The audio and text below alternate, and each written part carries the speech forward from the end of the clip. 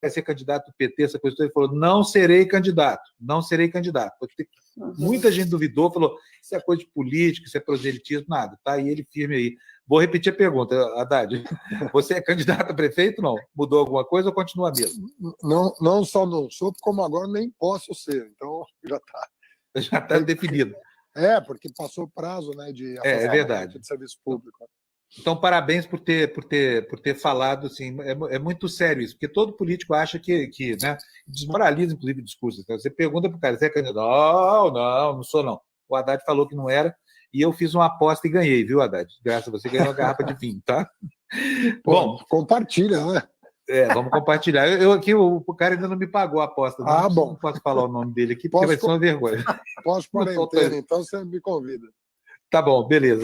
Bom, vamos lá, começando então a história. Eu ia fazer a pergunta que está aqui na ordem do dia, que é aquela história. Ontem tinha um jornal dizendo que a carta do baralho é o Haddad, essa coisa toda. Pode esquecer. Acabou. Mas eu não sou carta de baralho nenhum. Acho que as pessoas não têm muita noção quando falam dessa maneira, né? Porque chega a ser até desrespeitoso, né? Mas, enfim, eu acho que eu saí de 2018 e eu conversei com o presidente Lula naquela ocasião, tanto sobre a presidência do PT, quanto sobre a possibilidade de uma candidatura em São Paulo.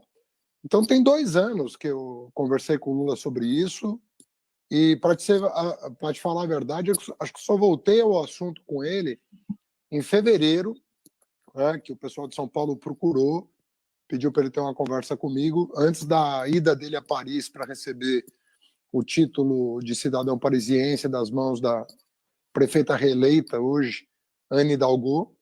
Nós tivemos uma última conversa em fevereiro e muito tranquila, muito serena, entende? Não teve não fala de pressão, né? Uma relação muito antiga com o presidente Lula, né? Eu fui ministro dele durante muitos anos. Tive a honra, mas ao mesmo tempo a dor, né, de substituí-lo em 2018 numa condição muito incomum, né, e que ninguém queria, a não ser os opositores do Lula, que sabiam que ele ganharia a eleição em 2018. Então, é uma relação muito antiga e muito tranquila. Olha, antes de passar a palavra para os outros aqui, eu vou botar na roda o Murilo Moreno Haddad. Murilo é parte aqui da nossa comunidade aqui do canal do TV Democracia. Bom dia. Bom dia, Tudo Murilo. bem, Murilo? Bom Murilo está dia, representando aqui os nossos dia, telespectadores aqui, ouvintes e tudo mais. Murilo, pode perguntar. Bem-vindo aqui. Obrigado pela sua participação. Dia. De novo, viu? Bom dia, obrigado pela honra de começar. Professor, bom dia. Bom dia, Murilo. Tratá-lo como professor, poderia tratá-lo como prefeito, ministro, mas acho que professor soa melhor. Professor, eu represento aqui o grupo dos comentaristas e nós temos aqui uma bancada da educação. Então, eu vou trazer como pauta educação. Inclusive, nós temos uma pauta para o Fábio tratá-la semana que vem, um programa para falar sobre educação. Então, eu tenho aqui, gostaria de lembrar a todos, que o senhor, durante o período em que foi ministro, tem vários méritos, né? A criação do PIBID, SISU, né? A reformulação do Enem, ProUni, entre vários. Então, o senhor tem vários méritos dentro do seu ministério. E aí nós passamos por um período de negacionismo e um período em que parece que a educação foi deixada de lado. Nós tivemos aí um ministro que era um sinistro, né? Parece que ele jogava contra a educação, e agora nós temos um ministro que poucos sabem o nome dele, né? O Milton Ribeiro. Então, eu gostaria de perguntar ao senhor, pensando no futuro, porque parece que talvez seria muito claro que eu perguntasse assim, o que o senhor acha de tudo isso, e seria muito lógica a resposta. Acho que todo mundo sabe que é uma aberração tudo que tem acontecido. Mas pensando no futuro da educação, pensando que vai haver uma coalizão das nossas esquerdas, que a gente vai conseguir, se Deus quiser, derrubar esse patife que governa o nosso país, qual a projeção para que a nossa educação, para o futuro, para que a gente, de fato, faça com que a educação seja aquilo que tem que ser o primeiro ponto a se pensar num país para poder crescer, para que a gente tenha uma diminuição no número de criminalidade, para que a gente tenha uma diminuição nos casos de problema de saúde, como a educação sendo a prioridade de governo? Bom, obrigado pela pergunta, mas olha, eu vou começar com um tom otimista aqui, em função do fato de que eu considero que a educação foi o setor organizado da sociedade até hoje mais resiliente ao governo Bolsonaro. Foram os jovens e professores que, o ano passado, foram às ruas, em número muito expressivo, mais de 1 milhão de pessoas foram para as ruas o ano passado, no primeiro semestre ainda, para exigir do governo a liberação dos recursos das universidades. O movimento foi exitoso, Bolsonaro teve que se render a ele. O Vélez foi o primeiro a cair naquela circunstância, já março e abril do ano passado, ele já estava... Maio, né? Ele cai, né? Nós estamos no 4º ministro da Educação, justamente pelo fato de que o setor, a área educacional, se insurgiu com muita capacidade de ação e reação às iniciativas do Bolsonaro.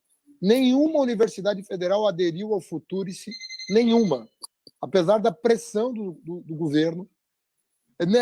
As escolas que adotaram o regime militar, chamada escola cívico-militar, foram pouquíssimas no país, né? Não houve interesse da comunidade educacional em adotar modelo militarizado de educação.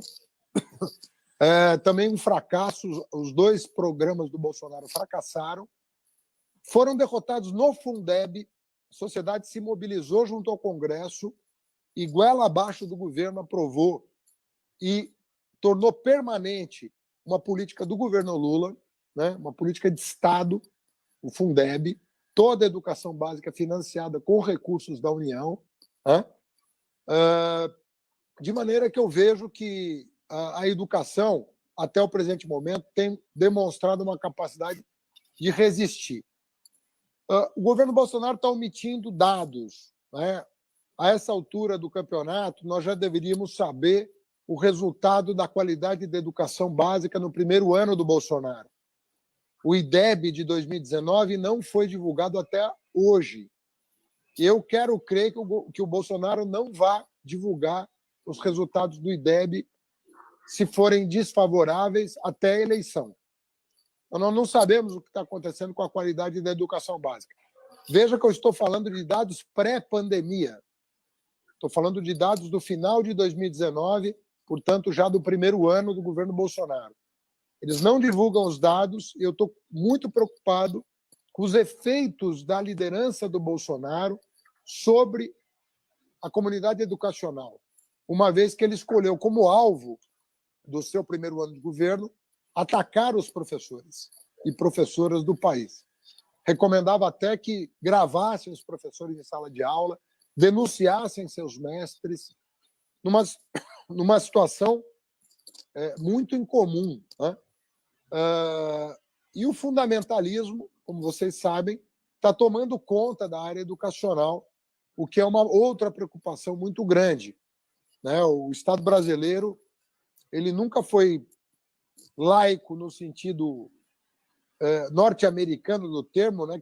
Quem conquistou, em primeiro lugar, a ideia de Estado laico foi justamente os Estados Unidos da América, que se transformou no primeiro Estado laico do mundo, né? Desenvolvido. E o Brasil, a duras penas, estava construindo um modelo de Estado laico. E agora nós estamos diante de um retrocesso enorme, cujas consequências nós não somos capazes de medir nesse momento. Então, para mim, a maior ameaça que existe hoje à educação é justamente a ideia de educação laica, né? De educação com base em ciência, com base em evidência. Esse é o maior risco que nós estamos correndo. O risco de financiamento nós superamos com a aprovação do Fundeb. Ministro, ministro, se me permite, queria só agregar a essa resistência do setor da educação, aquele enterro da MP 979, talvez você não tenha se recordado em relação aos reitores, mas a minha pergunta é obrigatoriamente política. O presidente Lula esteve aqui há pouco tempo, 2 semanas no máximo, e fez Mas uma entrevista a que repercutiu 979 bastante. foi votada já? Não, ela foi Sim. Ela não foi aceita. O seu som está cortando, eu estou te ouvindo. Perdão, eu estava agregando à resistência do setor da educação exatamente essa questão também. Sim, além do Maio, além do Fundeb, além de tudo que não emplacou, a 979, que também não se viabilizou. Ele tentou uma verdadeira intervenção, para quem está nos ouvindo, né? Uma intervenção nas universidades, mudando completamente as regras de escolha de reitor. E quebrou a cara porque o Congresso... nem o Supremo aceitaria, nem o Congresso, nem o Supremo. Sem dúvida. Mas a minha pergunta mesmo, ministro, é política, obviamente. O presidente Lula esteve aqui há 15 dias, nos deu uma entrevista de 3 horas, muito boa, com uma boa repercussão, e posicionou para mim muito claramente que o PT terá o candidato dele em 2022, que, embora admita discutir e tal, mas o PT tem lá as suas vantagens numéricas, tem o seu histórico de ser ou vencedor, ou chegar no segundo turno, enfim. Qual é a sua visão sobre isso? Dá para o PT abrir mão da cabeça de chapa em 2022? Olha, eu entendo que não tem espaço no Brasil para o número de partidos que tem hoje. Mas isso não é um processo que vai acontecer do dia para a noite. Os partidos vão tentar se viabilizar, vão tentar cumprir cláusula de barreira, e isso é bom. Eu não vejo nenhum problema do PSOL ter lançado Boulos em 2018, ou mesmo do PDT ter lançado o Ciro, ou se amanhã o PCdoB quiser lançar candidato, como podia ter mantido a candidatura da Manuela. Não tem nenhum problema nisso. O que você tem que preparar é o segundo turno. Né? Você tem boas alianças de primeiro turno, que podem ou não ser viabilizadas em função dessas questões que eu estou colocando.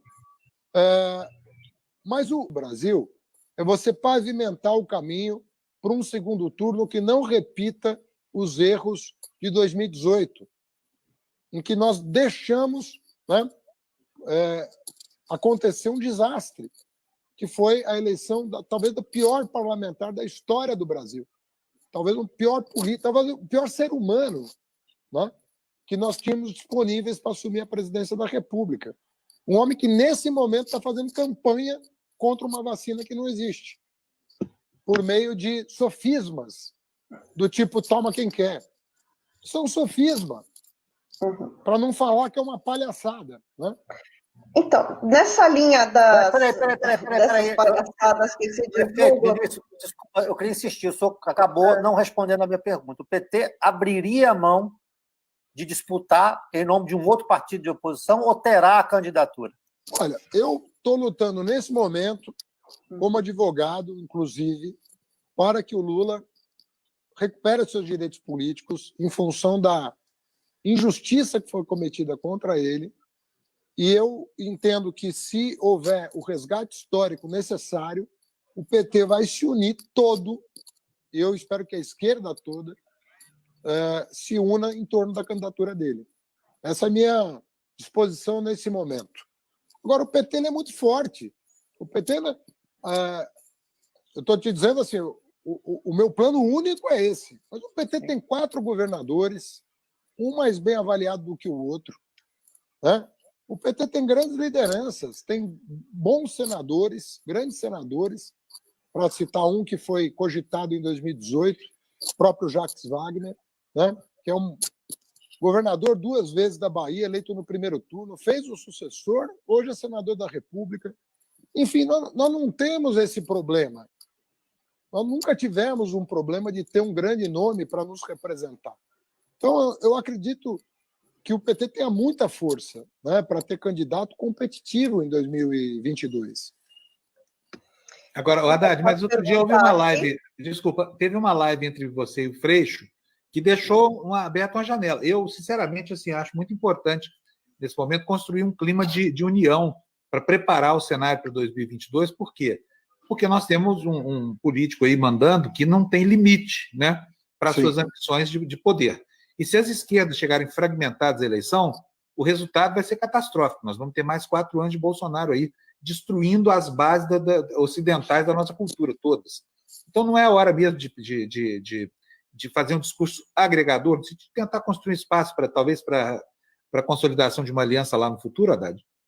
Olha, o PT sempre vai estar aberto à aliança. O PT, agora em 20, está apoiando a Manuela, sem contrapartida nenhuma, não se exigiu absolutamente nada em Porto Alegre. Apoiaria o Freixo se o PDT e o PSB tivessem decidido apoiá-lo numa frente como ele propôs. O PT já estava na frente pró-Freixo. Estamos negociando apoio em várias outras capitais. No caso de Belém, por exemplo, que é o companheiro do PSOL, Edmilson, que está recebendo apoio do PT. Tem uma dificuldade em relação a isso. Agora, qual é a proposta? Assim, o PT não pode ter candidato? Eu acho estranho isso, entendeu? Falar para o maior bancada do...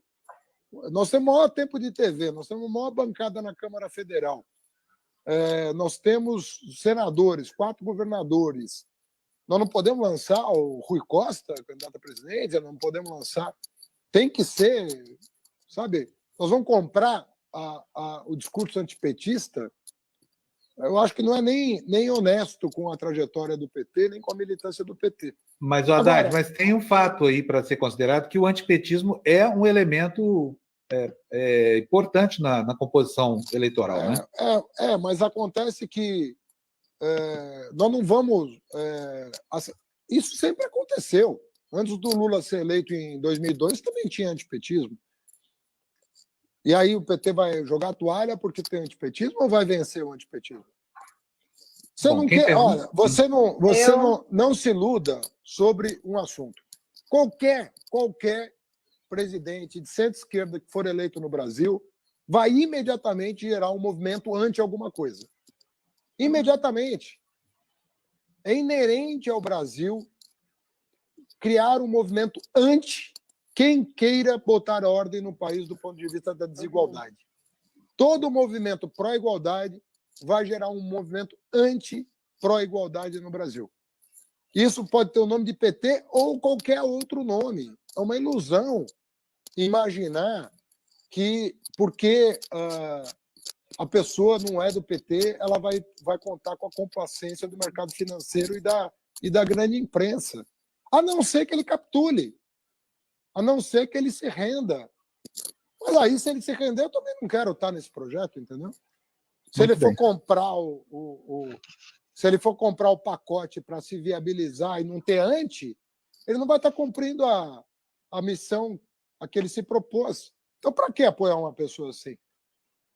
Eu não estou afim disso. Eu já estou com 57 anos, não estou afim de apoiar ninguém que não queira comprar briga. Entendeu? Não estou afim. Ok, quem pergunta? Ju, né? Pergunta. Então, tudo bem, Haddad? Bom dia. Tudo bem? Bom dia. Então, eu lembro que em 2016 ele era muito querido entre vários núcleos, dos quais até 2016 eu fazia eleição ainda, então ia fazer as pesquisas. O Haddad era querido nas universidades, nas escolas, em zonas da periferia também. Em núcleos super elitistas também era muito comum. Eu até fiquei muito surpresa, Haddad, quando parte desses núcleos elitistas sempre diziam gostar muito de você. Era muito comum. Agora, a queixa deles era em relação ao partido.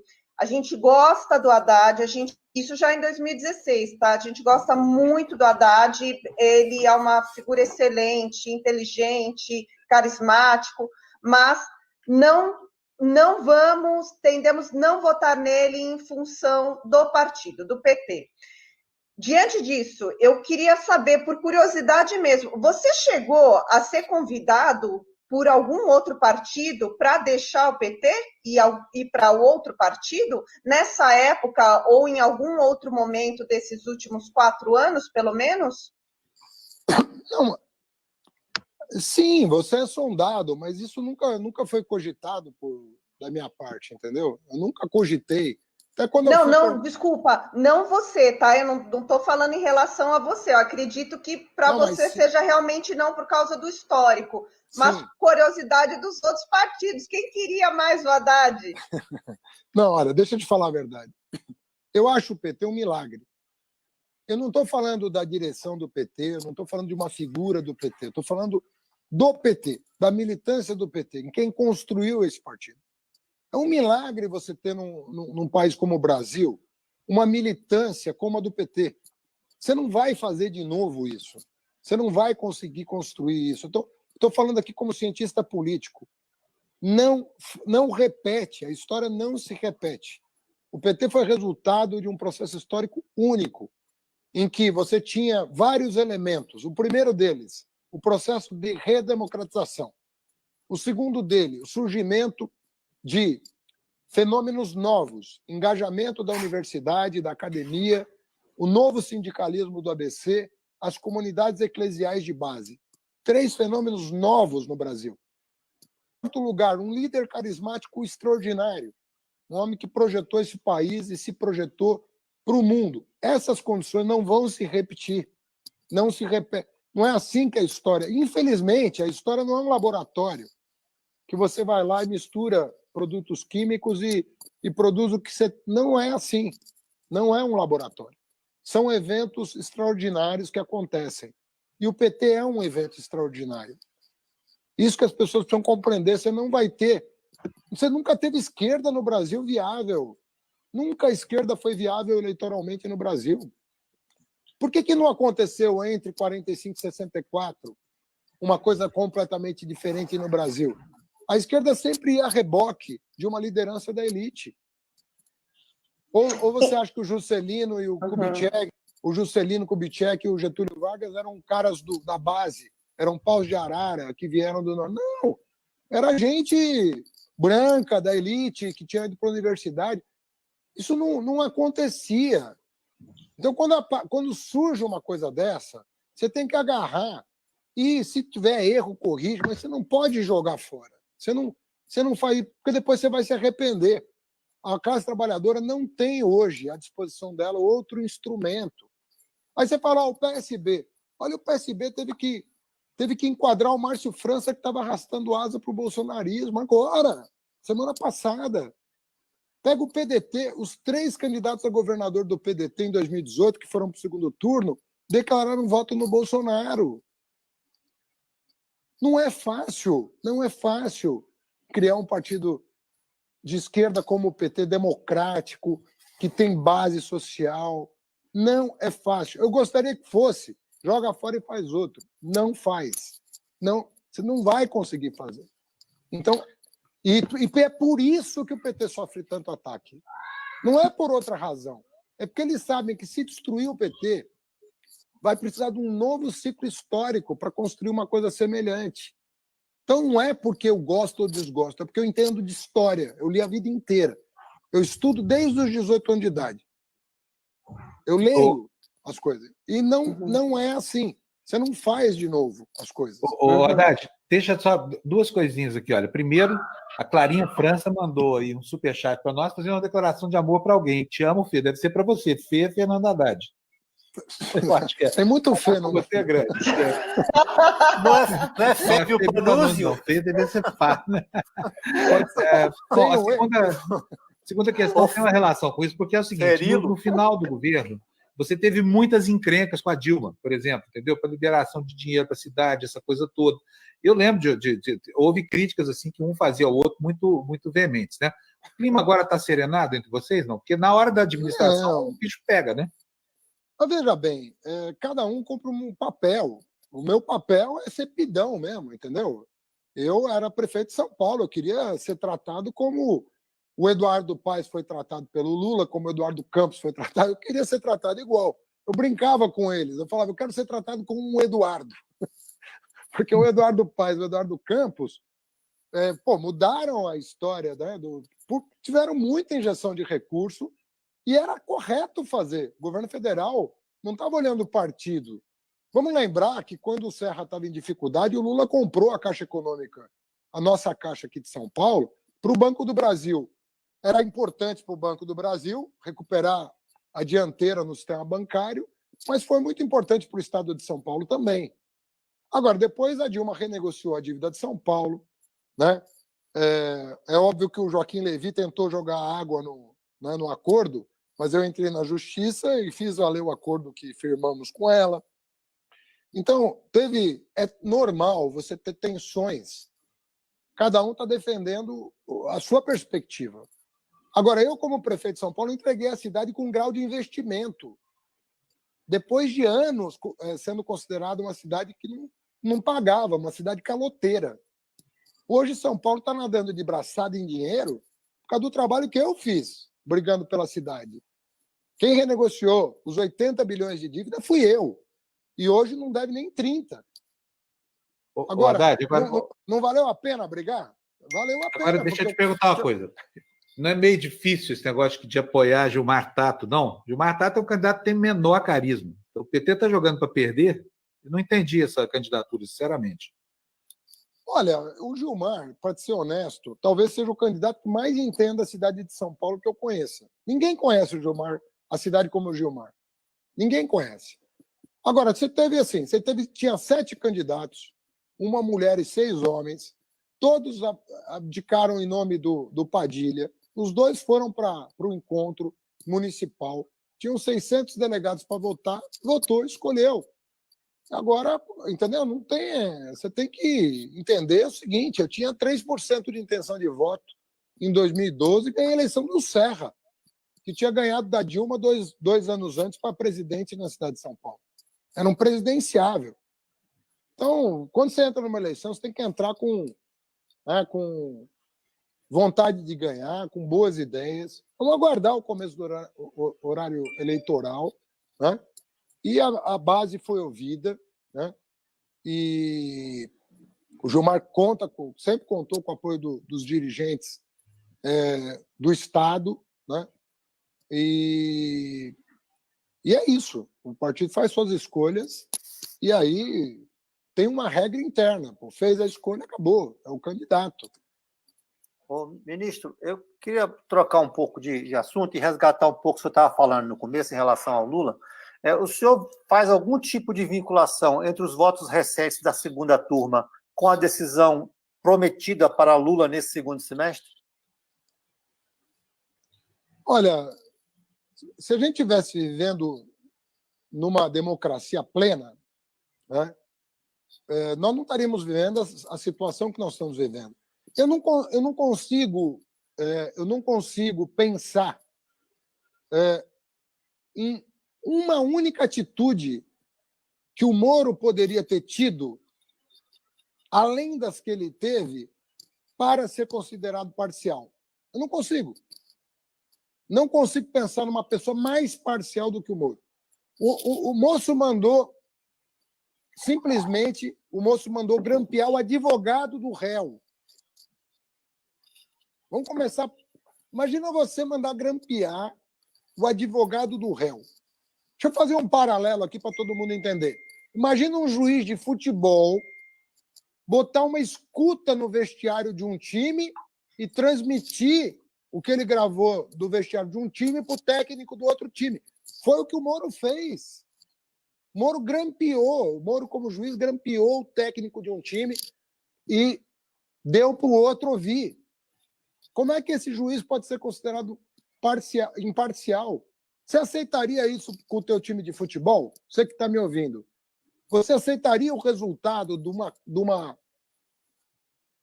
de um jogo em que o juiz tivesse mandado fazer isso? Então, como é que você pode aceitar o resultado quando tem uma pessoa envolvida? A honra de uma pessoa, a trajetória política de uma pessoa. Mas ele fez muito mais do que isso. Ele colocou uma delação fajuta. Ele divulgou há 6 dias do primeiro turno. Uma delação totalmente fajuta que nem o Ministério Público tinha aceito. E que agora a própria polícia manda arquivar. Ele orientou testemunha. Ele sugeriu a troca de uma promotora. Não é razoável o que nós estamos vivendo. Não é razoável. Porque se isso valer para o Lula, vai valer para qualquer um de nós. Olha, Amanhã um de nós aqui é presidente da República e vai esperar o quê? Sim. Prefeito, peraí, desculpa, é rapidinho. Dois superchats aqui, deixa eu dizer aqui, senão depois passa e some. Tem aí a Tusa Cavalcante dizendo que se não fosse o PT, o Brasil estaria muito pior, com um monte de aí. E tem a Tânia dizendo que o PT está queimado com a população. Fato, se o PT não mudar de tática, não vence. O PT pretende fazer de novo, o que o PT pretende fazer de novo para ganhar os votos do Bozo? Tá, deixa eu só complementar minha questão, então, viu, ministro? É que realmente esse diagnóstico do senhor está correto, a questão de grampear advogados, vazar áudios, botar delações aí imprestáveis na rua antes da eleição, mas eu queria só o raciocínio do senhor contra as decisões da segunda turma.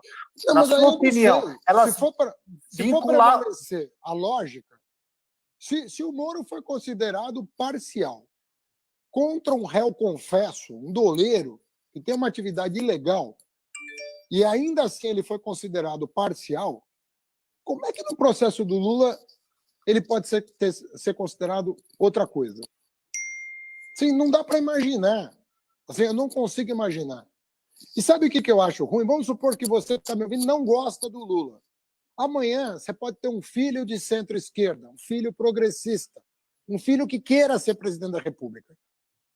Você gostaria que seu filho, seu neto, que tivesse um ideal de mudar o país, passasse por uma coisa dessa? É razoável isso? Ou seja, nós estamos no plano da irrazoabilidade. Isso não é bom para o Brasil. Não é que não é bom para o Lula. Não estou aqui defendendo uma pessoa. Estou defendendo um princípio. Isso não pode prevalecer, sob pena da gente não ter uma democracia mais no Brasil. Não vai ser possível a democracia. Se uma pessoa, pelo que ela pensa, pelo que ela faz em relação aos seus ideais, for ser criminalizado. Então, é muito delicado isso aí. Diga. Eu também concordo com a sua perspectiva aqui. Aí você está falando uma pessoa, ela não pode ser perseguida pela maneira como ela pensa. Mas o contrário também não existe em relação a núcleos petistas.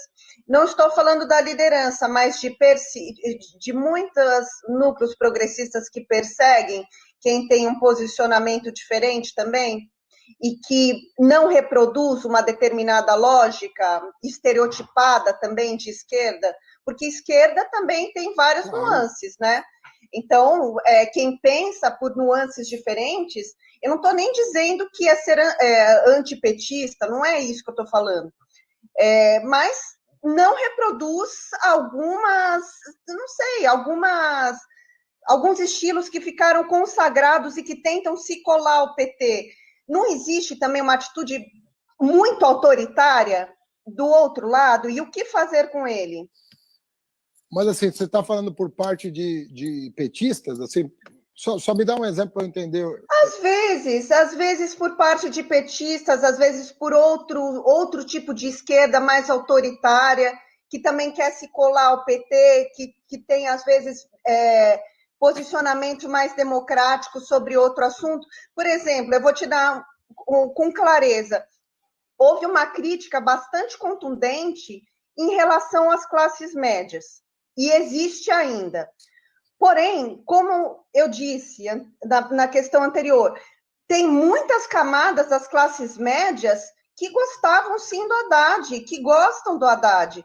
O próprio Lula, a narrativa petista de muito tempo foi de tentar transformar esse país num país de classes médias. Sim. Ficou impossível para quem trabalhava nas campanhas tentar trazer essa classe média também para as esquerdas, para o PT, em decorrência de outras narrativas autoritárias contra a própria classe média, entendeu? Sim, bom, primeiro tem uma questão de categorização também, que é uma coisa muito delicada quando você fala em classe média, você está falando de muita coisa, né? Porque às vezes a gente trata no Brasil a classe média de uma forma que a gente não consegue nem compreender direito. O que aconteceu com alguns setores conservadores, que não tem nada a ver com renda, né? Setores mais privilegiados o núcleo de setores mais privilegiados resistiam a determinadas políticas de inclusão. Isso não tem nada a ver com a classe média em geral. Tem a ver com núcleos duros de um pensamento conservador que atravessa a nossa história desde o descobrimento. São núcleos muito resistentes, por exemplo, que se incomodavam com pessoas de mais baixa renda terem acesso a aeroportos, ou a restaurantes, a hotéis, a universidade. Existiu isso. Isso era Disney. a Disney. E hoje, como eles estão no poder, eles verbalizam o que já era notável no período anterior. Então, isso não é isso é uma perspectiva sociológica absolutamente legítima. Tem gente que se incomodou. Você vê a quantidade de manifestações racistas que a gente vê diariamente no Brasil, desde o sujeito de Alphaville, destratando um policial, dizendo que lá não era favela e que ele se portasse daquela maneira numa favela, né? Até o sujeito que disse assim, que fala para um sujeito de bicicleta de um aplicativo dizendo que você tem inveja da minha cor. Ou seja, esse povo saiu do armário. Saiu do armário com orgulho, sabe? Orgulho de ser racista. Então, esse orgulho não se via mais. Orgulho de ser racista é uma coisa que choca, né? E você vê o filho do presidente, né, com orgulho de ser racista, defendendo um menino de 17 anos de idade que saiu com uma arma automática nas ruas, segundo ele, para defender a propriedade privada contra os negros. E matou 2 pessoas. E o filho do presidente, no país que tem 55% de afrodescendentes, dizendo que aquilo era legítimo, que ele estava correto em defender a propriedade privada e matar 2 pessoas. É isso que nós estamos vivendo. É disso que nós estamos falando. Então, a gente tem que... Sempre quando a gente fala das coisas, a gente tem que especificar. Porque senão você tem toda a razão. Você vai criando estereótipos e vai afastando as pessoas. Quando, na verdade, em vez de você pegar um meme, né, para lacrar e jogar na cabeça de todo mundo, pensa primeiro no que você está falando. Porque se você pensar no que você está falando, você vai ganhar as pessoas para as causas justas e não afastá-las, como, em geral, a rede social acaba proporcionando. Então, eu estou com você nesse sentido. A gente tem que tomar cuidado com as palavras, cuidado com os conceitos, porque nós estamos tratando de coisas muito delicadas. E quando você atropela o conceito, você acaba ferindo suscetibilidade. Alguém vai ficar ofendido. E aí você afasta as pessoas ao invés de construir. Exato. Perfeito. Obrigada, Dário. Professor, olha, eu tenho aqui, antes de encerrar a entrevista, que colocar uma pessoa que é muito importante aqui para nós do canal na tela. Espera aí, Murilo, pode perguntar você, em seguida eu ponho a surpresa que tem aqui para o Haddad no final. Vai lá, fala aí. Murilo. Eu tenho pergunta para fazer também. Vai lá, Murilo. Desculpa, passar na sua frente. Não, depois de você, mas eu quero ter mais uma questão. Professor, olha só, eu tinha uma demanda imensa para falar de educação aqui, mas eu vou trazer a pergunta do pessoal do chat aqui, que é o seguinte, olha, nós sabemos que o senhor está empenhado em resgatar essa questão do Lula, eu mesmo estou convencido disso, tá? A mídia me convenceu lá atrás de que o Lula era o mal da história, e hoje eu tenho uma perspectiva totalmente diferente da história. Nós sabemos de tudo isso, tá? Agora, sim, eu acho que eu e todo mundo que está no chat, a grande maioria está pensando isso, por isso eu estou trazendo isso para o senhor. O Lula já foi. Eu acho que é legal o senhor trazer, resgatar essa moral do Lula. É importante, sim, porque o que o Moro fez não está certo. Precisa resgatar isso do Lula. Mas nós não podemos esquecer do Brasil que nós estamos vivendo agora. O Lula foi nosso presidente, talvez o melhor presidente. E eu tenho a esperança no senhor, tenho a esperança no Flávio Dino. Não sei quem vai ser, mas a gente precisa de um nome forte para a esquerda. Não é a hora de nós pararmos e fazermos resgata a moral do Lula e resgata essa esquerda, porque se nós ficarmos batendo cabeça e nesse discurso, nós vamos deixar 2022 para que o tenente, que só virou capitão depois que foi reformado, fique aí de novo. Olha, deixa eu falar para você minha posição, porque às vezes eu fico fico pisando em ovos, sabe, para tentar escapar de algumas perguntas que eu não quero antecipar. Se você me perguntar hoje se eu sou a favor que o PT tenha candidato, eu vou dizer para você que sou a favor que o PT tenha candidato. Eu sou a favor que o PT tenha candidato.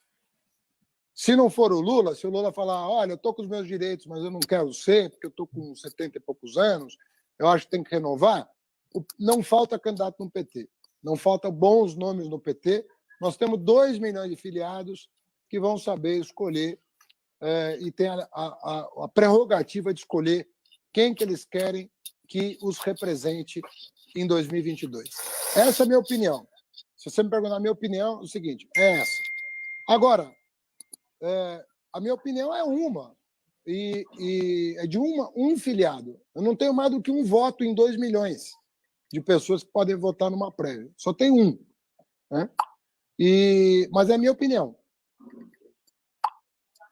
Entendi. Por causa do que eu falei na pergunta passada. Isso aqui não é um laboratório. Fala assim, ó, me dá um pouco de cloro, um pouco de oxigênio, um pouco de carbono e vamos fazer um PT. Não faz. Não faz.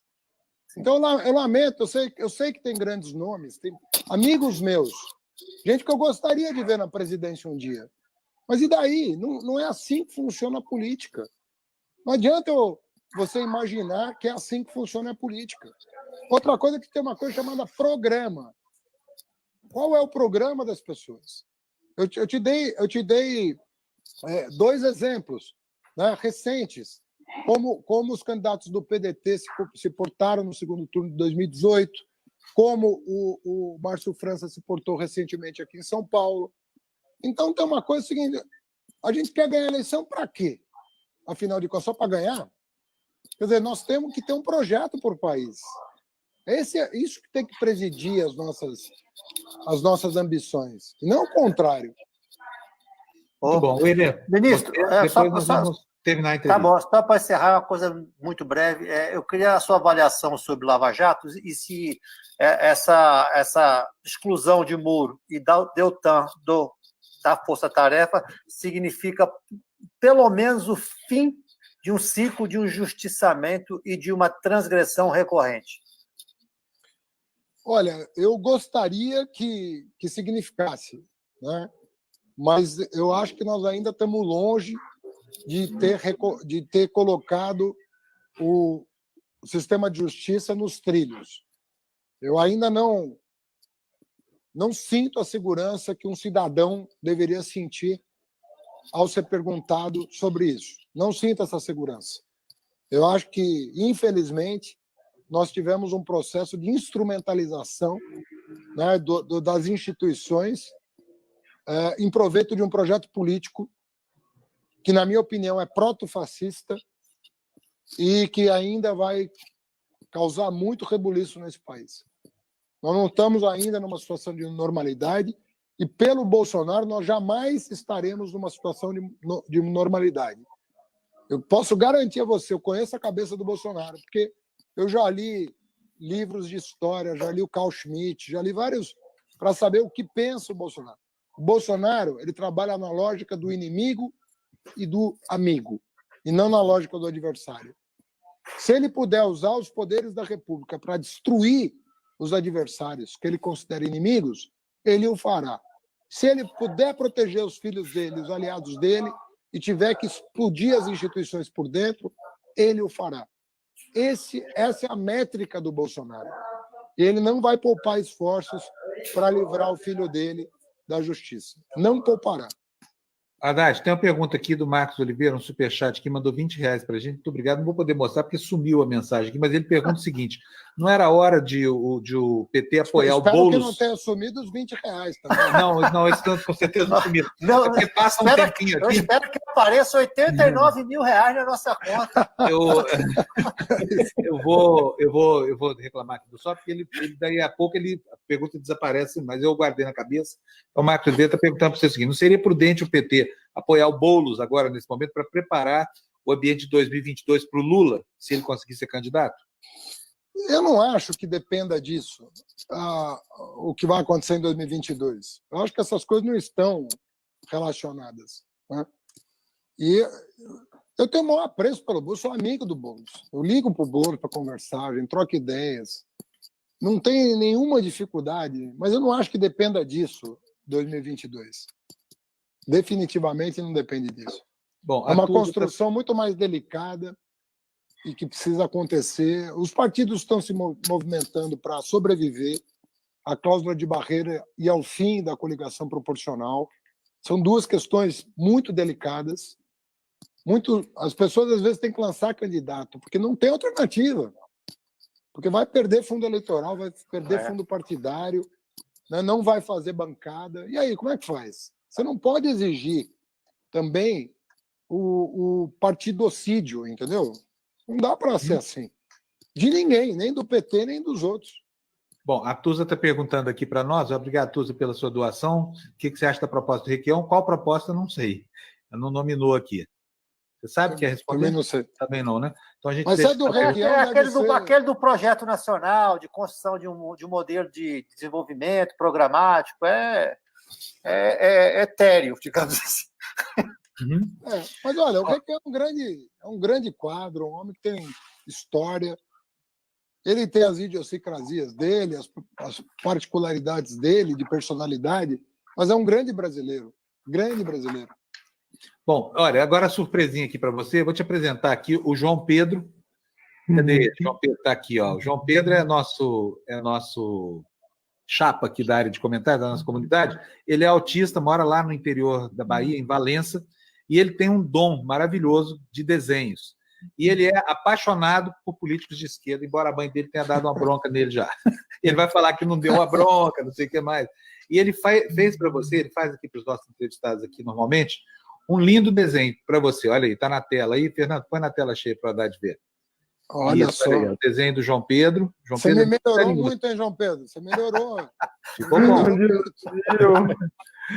sonho dele é muito lindo, eu já amo sua história.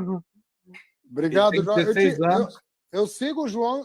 Não é você que eu sigo no Twitter, ô João? É mesmo, você. Só que você me segue lá no Twitter. Eu sigo você no Twitter, pô. Eu não perco um desenho seu.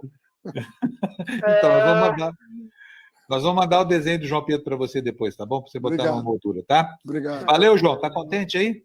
Tô contente, tô muito contente de falar desse cara aí, que eu adoro ele. Eu já vi a história dele, é linda. Até passou ele quando ele era pequeno, é tão lindo. O que você achou tão lindo dele, assim, João? É uma história assim dele que eu vi no YouTube, é tão lindo. Quando ele era criança. Onde você mora, João? Onde você mora? Eu moro em Valença, na Bahia. Valença, que maravilha. E tua mãe tá aí, não? Ainda que não, ela tá na rua lá no médico que tá passando mal, mas eu tô aqui em casa com meu pai. Tá assistindo dor ela tá assistindo dor ela. Manda um abraço pros dois, viu? Eu vou mandar um abraço. Agradece muito a eles. Vai mandar um abraço, tomar uma bronca, viu, João? Eu não vou mandar não, pai. Não tem isso aqui na minha casa. Não, tem isso não, eu sei. Eu já sou um cara, já tenho 17 anos, vou completar 18 no ano que vem, já tô de parabéns. Muito bom, João. É só para encher o seu saco um pouquinho, viu, João? Que eu falo isso aqui toda vez. Mas não tem nada, não. Eu adoro você também, você é um cara lindão. Eu tô até agora esperando minha TV, que você me disse que ia me dar. Tô até esperando. Deixa o pessoal depositar na conta da gente, que eu mando o dinheiro para você. Leva uns dias, tá? Ele ganhou a TV de 70 polegadas da nossa comunidade aqui, da comunidade do bairro 247. Rapaz, então, 70? Vai cair dentro da TV, hein? Tá louco. João, valeu, então. Obrigado de novo, tá? Pela sua participação aqui. Hoje o João não dorme de alegria lá. Ele fala que precisa passar. Isso é minha vida. Tchau, João. Obrigadão. Tchau, bonitinho. Eu quero agradecer também o Murilo. Murilo, brigadíssimo pela segunda participação. Foi ótimo. Suas perguntas foram maravilhosamente bem representando a comunidade. E Haddad, agradecer você também, muito obrigado. Ô, Fábio, muda aqui, ó. Você está com uma foto do Haddad. Mas muito melhor a dele do que a minha. E já deixar o convite para voltar, porque a gente não chegou a 10% do que tem que falar. Tanta coisa ainda. Essas pilhagens dos programas do PT, a questão de Supremo, de Justiça, enfim, Tem muita coisa. Assunto demais, né? Haddad, valeu, obrigado pelo tempo aqui com a gente, tá bom? Fábio, obrigado. E parabéns pela coerência. Falar assim, político que fala, não vou fazer tal coisa e não faz, merece meu respeito, tá? Um abraço, gente. Eu estava com essa pergunta aqui faz meses, será que não vai ser mesmo? Mas será. Vendo todos os movimentos, você nunca falou diferente. Então, legal. Obrigado, viu, Haddad? Valeu. Tchau. É isso aí, gente. Estamos chegando ao fim do programa de hoje. Foi um programa bacana aqui. Quero que vocês que estão aí nos assistindo, não estão acostumados com o nosso canal, deixem, por favor, aí um like, se inscrevam, que é importante para a gente. Se quiser